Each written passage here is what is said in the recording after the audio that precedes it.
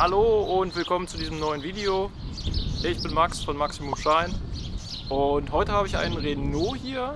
Der soll aufbereitet werden und zwar nicht irgendwie, sondern der soll verkauft werden und dafür bekommt eine Verkaufsaufbereitung. Das heißt, ich kümmere mich um den Lack, um den Innenraum und um alle Bereiche, die sehr gut dastehen müssen. Wenn ein potenzieller Verkäufer kommt, guckt er da einfach nach. Und deswegen werde ich mich auch noch im Speziellen um ein paar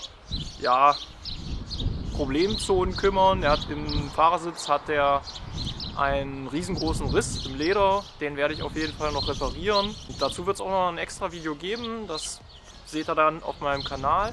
Hier soll es jetzt um das Große und Ganze gehen, darum, wie wird er sauber gemacht, wie viel wird poliert, an welche Bereiche gehe ich nochmal im Speziellen. Ich erkläre dann immer, warum mache ich das und warum mache ich das jetzt in dem und dem Maße.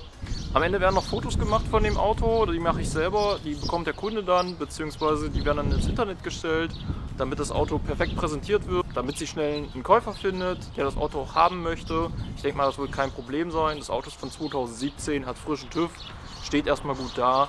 Wenn er jetzt noch perfekt sauber und poliert ist, dann will ihn wahrscheinlich jeder haben. Und für euch jetzt erstmal die Verwandlung des Autos, und zwar von vorher zu nachher und alles dazwischen seht ihr jetzt.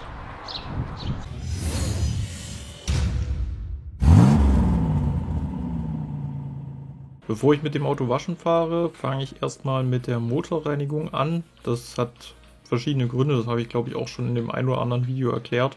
Im Motor ist meistens relativ viel Dreck drin.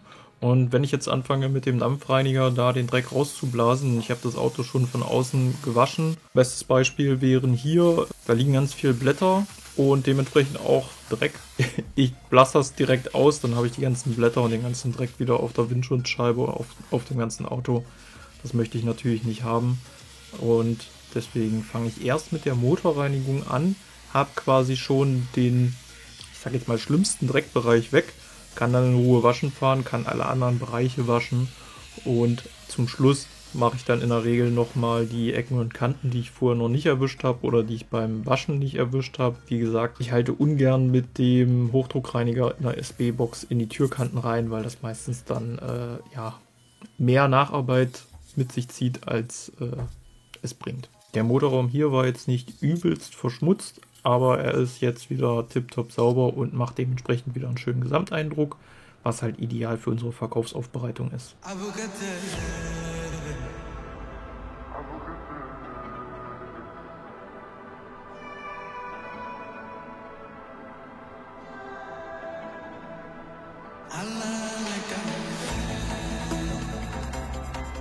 Ja, ich plane aktuell Stand Oktober 2023 einen Waschplatz bei mir in der Halle zu bauen. Das geht auch tatsächlich gut voran, zumindest die Planung geht gut voran.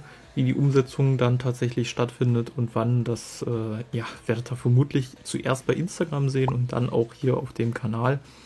Vorher ist es immer relativ schwierig für mich, euch das Waschen der Autos zu zeigen, deswegen ist hier immer so ein kleiner Sprung drin. Ihr seht, die Wascheimer sind schon ausgelutscht. Also wir kommen hier gerade vom Waschen und dann gehe ich halt nochmal in die Kanten rein mit dem Dampfreiniger und dem Pinsel. Hier ist nämlich relativ viel Dreck vorher drin gewesen, gerade im Kofferraum. Und oben die Scharniere, da diese Bereiche, wo man meist ja nicht mal richtig reingucken kann, weil die wenigsten von uns 2 Meter sind. Da wird sowieso immer sehr stiefmütterlich das Ganze behandelt. Aber hier bei einer Verkaufsaufbereitung, wie auch bei meinen ganzen anderen Außenpaketen, also auch schon bei der Grundreinigung, werden natürlich auch diese Bereiche ganz gründlich sauber gemacht. Ja, wir sind schon am zweiten Tag. Gestern habe ich ihn gewaschen. Ich musste zweimal hin, weil er hat halt beide Räder, also Sommer wie Winter, auf Alufelgen. Das heißt, ich wollte natürlich beide Felgen vernünftig waschen. Bin erst mit den Winterrädern hingefahren, die waren drauf.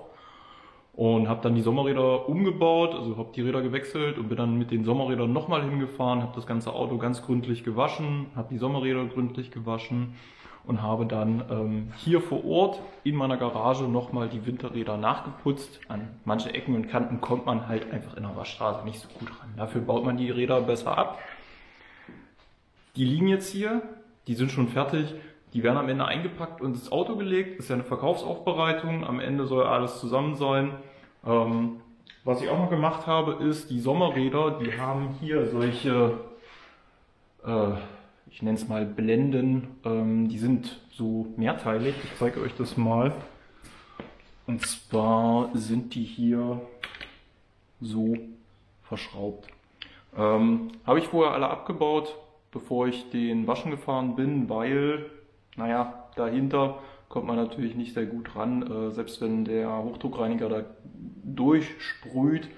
So gut wird das nicht, also vorher abbauen, dann reinigen fahren, waschen und dann am Ende anbauen. Die Teile habe ich bei mir hier in der Garage im Waschbecken gewaschen. Die sind jetzt auch schon fertig, die werde ich jetzt als allererstes anbauen. Dann wird das Auto geknetet und dann schauen wir uns den Innenraum an.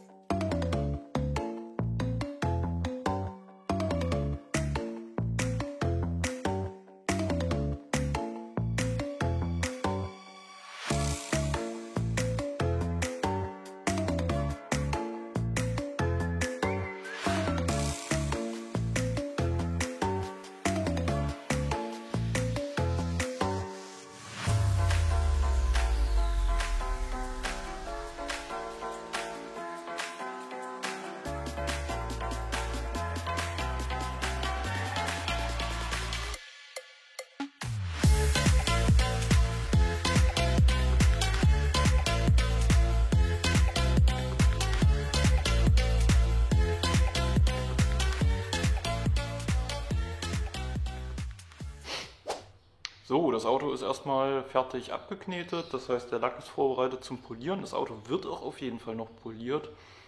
Warum mache ich den Schritt jetzt nicht und zeige euch das auch nicht im Video? Ich will euch natürlich zeigen, wie ich vorgehe. Dementsprechend zeige ich euch jetzt, ich mache nach dem Abkneten nicht sofort den Lack fertig. Warum? Der Innenraum ist noch nicht fertig und da kommt noch eine Menge Dreck zusammen. Das heißt, ich puste ja drinnen auch noch den Innenraum aus. Das heißt, da wird noch Dreck aufgewirbelt, da wird Staub, Sand etc. aufgewirbelt. Würde ich den Lack jetzt fertig machen und würde dann den Innenraum machen, dann könnte ich das Auto quasi von außen nochmal waschen und nochmal polieren, weil ja, es kommt halt noch Dreck zusammen. Und das möchte ich natürlich nicht, deswegen gehe ich jetzt so vor. Der Lack ist erstmal vorbereitet, er würde dann rein theoretisch entfettet und poliert werden. Diese Schritte mache ich nach dem Innenraum. Warum ich mir das für später aufgehoben habe und wie der Innenraum überhaupt aussieht, das zeige ich euch jetzt.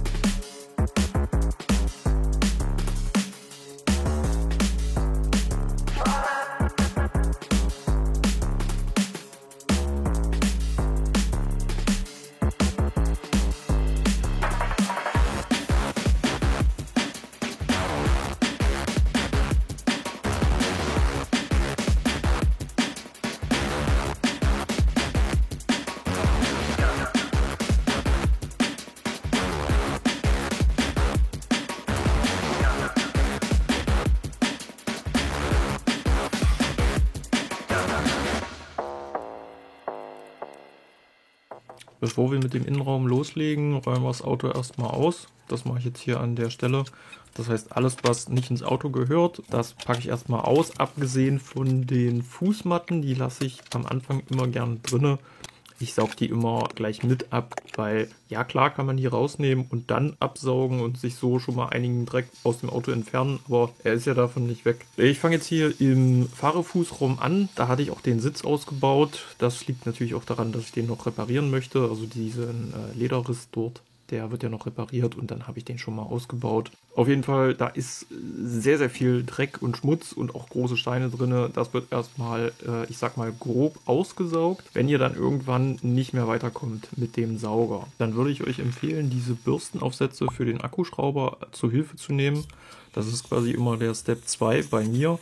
erstmal den groben Dreck absaugen und danach mit diesen Bürstenaufsätzen nochmal mindestens genauso viel Dreck aus den Polstern lösen, aus dem Teppich lösen und so erstmal so viel Dreck wie möglich ohne den Tornado aus dem Auto rausbekommen. Auf jeden Fall kommt es ja auch immer sehr darauf an, wie die Qualität der Innenausstattung ist. Jetzt an der Stelle hier muss man ganz klar sagen, die Teppiche von dem Renault, die sind wirklich nicht gut.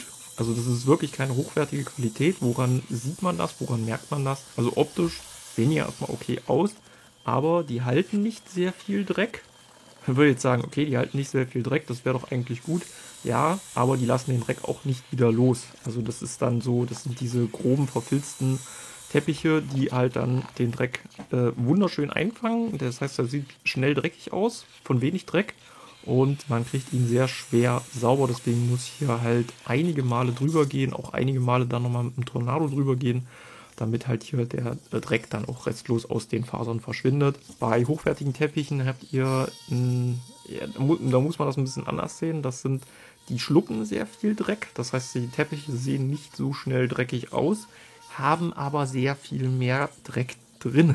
Also wenn ihr dann reinigt, dann kriegt ihr das mit, oh Gott, wenn ihr so eine Fußmatte zum Beispiel ausklopft, da kommt 10-mal mehr Dreck raus, als wie bei der Fußmatte hier beim Renault. Die Fußmatten sind nochmal eine Ecke schlechter, das ist quasi so der billigste Teppich, den man grundsätzlich erstmal haben kann. Das ist hier, das müsste so Schlinge sein, von der Webart her. Und wenn ihr da zum Beispiel Hundehaare oder ganz typisch diese Nadeln von Nadelbäumen drin habt, da stellt ihr euch hin mit der Pinzette und fangt da an, die einzeln rauszuholen. Man merkt halt auch, 2007er Baujahr und die Teppiche sind wahnsinnig steif, beziehungsweise der im Beifahrerfußraum, der ist schon verknickt. Und das habe ich auch nicht restlos wieder rausbekommen, weil da einfach der Teppich an sich schon Schaden genommen hat, dadurch, dass er schon so lange verknickt und dreckig rumlag. Habe ich so gut es geht wieder versucht hinzubekommen, aber endgültig, also wie neu, wird er an der Stelle nicht mehr. Und da hätte man dann auch einfach nochmal einen neuen kaufen müssen, um das ich sage jetzt mal, zu 100% hinzubekommen. Was auch fies ist, sind diese Klappen, die ihr in jedem Fußraum habt. Also 4 Stück müssten das gewesen sein insgesamt. Das sind so eine zusätzliche Staufächerklappen. Auf jeden Fall hat sich da so viel Dreck in den Scharnieren, vor allem also in diesen Übergängen gesammelt. Das war auch echt richtig fies zu entfernen. Und da saß ich sehr, sehr lange dran. Ja, Kofferraum hatte ich mir tatsächlich deutlich schlimmer vorgestellt, allerdings ging das hier echt voll klar. Die Besitzer hatten früher mal einen Hund, also den gibt es jetzt nicht mehr, aber die Haare gibt es immer noch, nachdem ich dran war, auf jeden Fall nicht mehr. Hundehaare, das kann immer schlimm sein, das kann aber auch nicht so schlimm sein, das kommt immer darauf an, welche Hunde das sind, in welcher Kombination mit Innenausstattung, Teppichen, also wie das halt kleben bleibt. Wir haben jetzt hier mehrere Lagen an Kofferraum, sage ich mal. Also es gibt da verschiedene Ebenen, die oberste kann man halt rausnehmen und dann hat man ein bisschen tieferen Kofferraum. Und was hier auf jeden Fall wahnsinnig geholfen hat, muss man sagen, ist diese riesige Schutzmatte, die ich vorher rausgeholt habe, vorhin im Video. Die reinige ich auch nochmal separat, aber die hat einfach wahnsinnig viel Schmutz abgehalten und Dreck. Bin ich auch generell ein Fan von solchen Schmutzmatten. Ich habe auch so eine Gummimatte bei mir im Auto, falls mal was ausläuft. Ist auch schon mal passiert. Dementsprechend hat die da gute Dienste geleistet. Hier war es halt so eine komplette Matte, die auch links und rechts noch den Kofferraum schützt. Weiter geht es dann hier im vorderen Bereich mit den Armaturen, also das Cockpit. Ich nutze hier gerne diesen sehr weichen Bürstenpinsel. Der hat so eine Rosshaarbürsten, die zerkratzen euch auch die Oberflächen nicht. Ich habe hier letztens irgendwann mal gesehen, dass da jemand in einem Forum geschrieben hat, er benutzt die und die sind nach ein paar Mal benutzen, sehen die dann total zerknorkelt aus. Also da vorne die Borsten, die waren so wie bei einer Zahnbürste, die man seit 5 Jahren nonstop benutzt und damit schrubbt wie so ein Verrückter. War die total platt. Das ist hier die erste, die ich gekauft habe. Die benutze ich seit 2 Jahren und die sieht fast noch aus wie neu. Das ist eine Rosshaarbürste.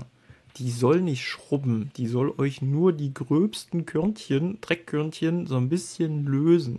Wenn ihr da mehr Reinigungsleistung braucht, nehmt ihr einen Pinsel zu Hilfe oder ihr nehmt halt die mit den Nylonbürsten. Die habe ich ja auch, das sind diese schwarzen, kürzeren Bürsten, die sind etwas gröber, sage ich mal. Und ansonsten, falls ihr hier in irgendeine Ritze nicht reinkommt, dann nehmt ihr noch zusätzlich einen Pinsel zur Hilfe. Aber bitte nicht mit diesem Rosshaarbürstenaufsatz für den Staubsauger anfangen zu schrubben. Dafür ist der einfach nicht da und dann hält der auch nicht lange. Das wäre schade drum. Genau, das hier nur mal als Hinweis, als Tipp am Rande, damit ihr euch nicht alle 6 Monate einen neuen Aufsatz kaufen müsst. Der Schaltknopf ist hier ein gutes Beispiel dafür, dass man bei einer Verkaufsaufbereitung auch ruhig ins Detail gehen kann. Das, was hier so gräulich wirkt, wo man denkt, huch, da ist schon die Farbe ab, von diesen eingeprägten Zeichen, entpuppt sich dann doch als Talg und Hautschuppen und, naja, Dreck. Ihr seht es. Ganz wunderbar. Zahnstocher ist ein super Werkzeug, um so kleine Ritzen frei zu popeln. Und könnt ihr eigentlich im ganzen Auto verwenden. Ich nehme es auch manchmal für Tierhaare. Ihr seht es nachher auch noch bei dieser Matte, wo ich die reinige. Ist relativ angenehm, dadurch, dass es ja Holz ist, ja ein weicher Werkstoff und der zerkratzt euch nichts. Und ja, man muss klar sagen, ist ein sehr günstiges Werkzeug. Dann nochmal abschließend reinigen und dann habt ihr ein ganz tolles Vorher-Nachher-Ergebnis. Die Zahlen sind wieder schön schwarz und es ist halt auch wieder schön sauber. Jetzt will ich aber gar nicht mehr viel labern. Viel Spaß mit der restlichen Innenraumreinigung.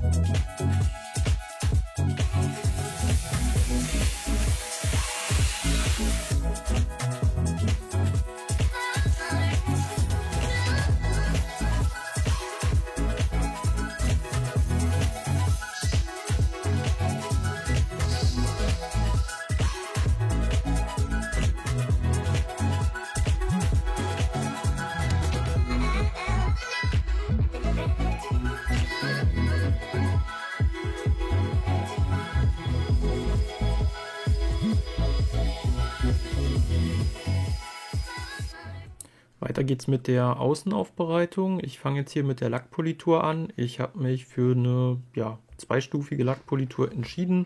Das heißt einen, ich sag mal, leichten Cutgang und dann halt einen Hochglanzgang, sodass der Lack wieder richtig schön frisch ist, schön glänzt. Hier seht ihr mal den Ausgangszustand. Linke Hand hatte ich schon eine Runde gefahren, da sah es dann schon besser aus. Tatsächlich gab es hier keine allzu größeren Baustellen. Das Schlimmste, was wir hier hatten, war hinten die Ladekante. Ja, die aktuellen Besitzer hatten halt einen Hund und der hat da hinten natürlich alles zerkratzt. Also das war wirklich übel und das ließ sich auch nicht mehr zu 100% rauspolieren. Aber ihr seht hier einen ganz klaren Vorher-Nachher-Vergleich. Also ich bin da wirklich ein paar Runden Cutgang gefahren und mit kleiner Maschine, mit Hand alles nochmal nachpoliert, sodass man da das Maximale rausholt. Aber irgendwann muss man halt aufgeben und dann muss man klar sagen, okay, aus dem und dem Winkel sieht man vielleicht noch irgendwo einen Kratzer, aber das bleibt dann halt und es ist ja ein gebrauchtes Auto.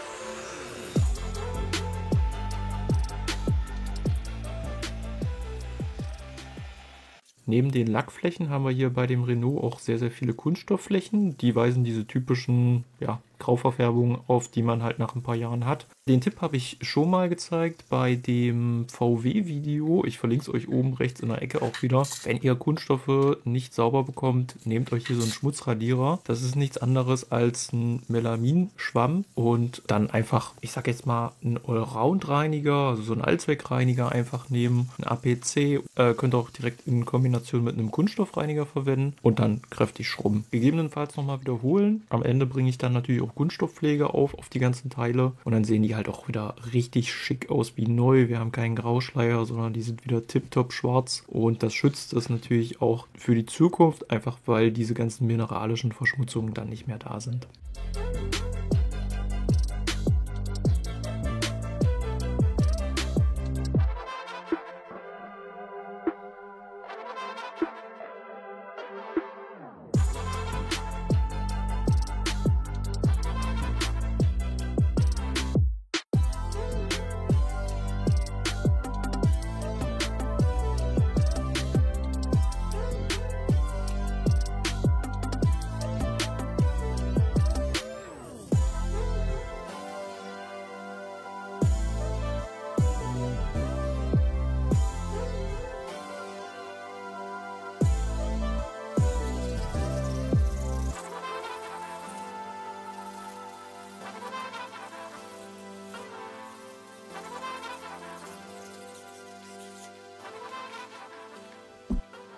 Reifenpflege habe ich gerade noch aufgetragen und zusätzlich hat das Auto natürlich auch noch eine Geruchsbehandlung von innen bekommen. Dabei wird der gesamte Innenraum auch desinfiziert. Das heißt, der neue Besitzer bekommt ein frisch desinfiziertes Auto, das absolut neutral riecht. Also wenn da Gerüche drin waren, hinterher sind sie weg. Wer den Kanal häufiger schaut, weiß, ja, ich bin jetzt hier schon am Scheibenputzen. Das heißt, wir sind bei der Endkontrolle. Und was machen wir nach der Endkontrolle? Na klar, wir gucken uns das Ergebnis an.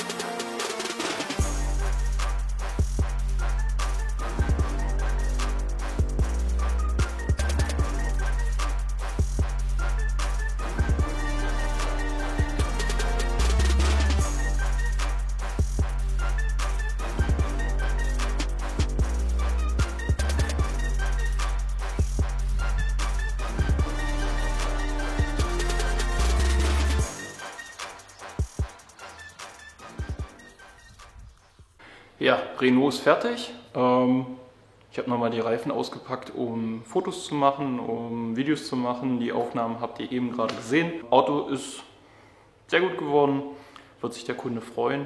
Ich packe jetzt nur noch alles zusammen, dann fahre ich das Auto zum Kunden und dann war es das soweit. Wenn euch das Video gefallen hat, dann gebt ihm gerne ein Like und abonniert auf jeden Fall auch den Kanal, damit ihr keine neuen Videos mehr verpasst. Gebt ihm auch einen Daumen hoch, wenn es wirklich euch gefallen hat. Das hilft mir einfach, dass YouTube die Videos mehr zeigt, dass die Videos einfach bekannter werden, dass meine Dienstleistung einfach mehr bekannter wird. Und so helft ihr mir im Grunde genommen indirekt einfach nur mit einem Klick. Und da freue ich mich sehr drüber. Ja, was ist noch zu sagen? Die ganze Aufbereitung hat jetzt circa 30 Stunden gedauert. Ist halt ein großes Auto gewesen, ist halt ein Van, klar, ist jetzt kein Siebensitzer, aber halt ein sehr, sehr großer Fünfsitzer, sehr, sehr hoch, innen sehr, sehr viel Platz insgesamt und dementsprechend war halt viel, viel sauber zu machen. Es war viel Dreck in dem Auto und es waren halt ein paar Sachen, die zusätzlich noch gemacht werden mussten. Zum Beispiel halt den zweiten Satz Räder waschen, die Lederreparatur am Fahrersitz, dazu wird es auch noch ein eigenes Video geben. Das habe ich hier ganz bewusst nicht gezeigt. Das mache ich als eigenes Video, das verlinke ich euch dann auch noch später. Und das wird jetzt auch dann als nächstes Video folgen, also da könnt ihr schon mal gespannt sein. Kurzer Nachtrag an der Stelle, die Besitzer von dem Auto konnten den Renault innerhalb von nur einer Woche verkaufen und haben sogar mehr Geld bekommen, als sie eigentlich haben wollten, konnten sich dementsprechend schnell ein neues Auto kaufen und waren am Ende super zufrieden. Falls euch noch irgendwas gefehlt hat, schreibt es doch gerne mal in die Kommentare, das würde mir auf jeden Fall helfen, dass ich bei einem anderen Video vielleicht noch mehr eine ganz bestimmte Sache zeigen kann, die euch interessiert. Und ansonsten geht es gleich auf zum nächsten Projekt, das steht nämlich schon vorm Tor und wartet darauf, sauber gemacht zu werden. Seid gespannt, bis zum nächsten Video, macht's gut, ciao.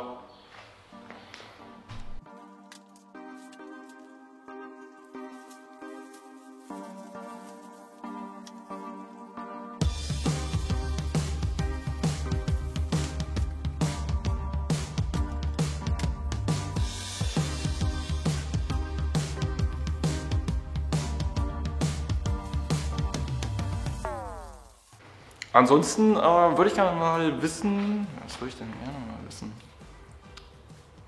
Das ist eine gute Frage. Ansonsten würde ich gerne wissen, was ich wissen wollen würde.